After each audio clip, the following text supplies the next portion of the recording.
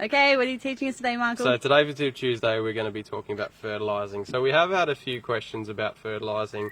What's the best fertiliser to use? Should we fertilise our succulents?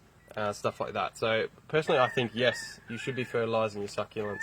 It is important. We can give you a good example here with this Crassula ovata. These guys, believe it or not, are from the same batch. This one has been neglected. Clearly needs a repotting, some fresh potting mix, and also some fertiliser.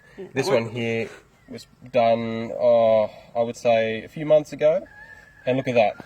It just looks great. Yeah, thriving. That one's on Struggle Street, isn't it? Yeah, so we'll be doing that, and I dare say it wouldn't take long. It would start to improve quite quickly and look like that. So you want to, with your NPK, so your nitrogen, phosphorus, potassium, you want to make sure that you've got a low nitrogen. Nitrogen is helping with leaf growth, and you don't want your succulents to mainly be focusing on leaf growth because they can bolt up too quick. The leaves haven't toughened up a bit or hardened off, and you can easily get burn and stuff like that, and you lose the compactness as well. So I recommend going with something under 10% nitrogen. You want something high with phosphorus, because phosphorus helps with root development. So succulents need good root systems otherwise they just rot easily. So look for something high in phosphorus. Sometimes you may not find it in a fertiliser. You might need to use like a superphosphate or something like that. Just use a small amount and that helps too. And you want good high potassium as well. So that helps with photosynthesis, good colouring as well, and just with the transferring nutrients and water around the plant as well.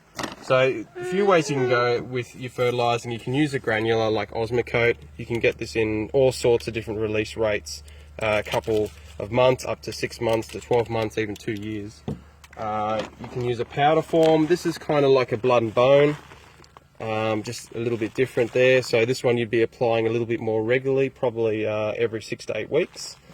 That would be the same for blood and bone, and if you use dynamic lifter, but just make sure the dynamic lifter is aged a bit because it can sometimes burn your plants. You can use liquid fertilising, so power feed, excuse the label there, it's a bit old, this one.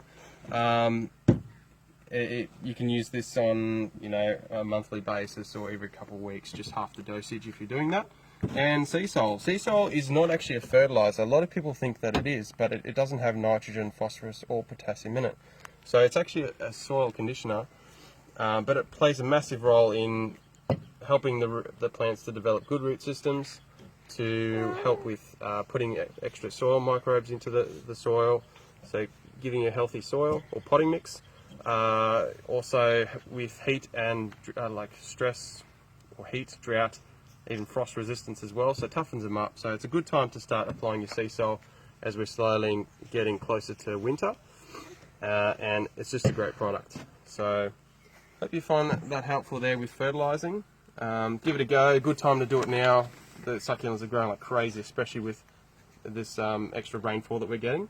And happy gardening.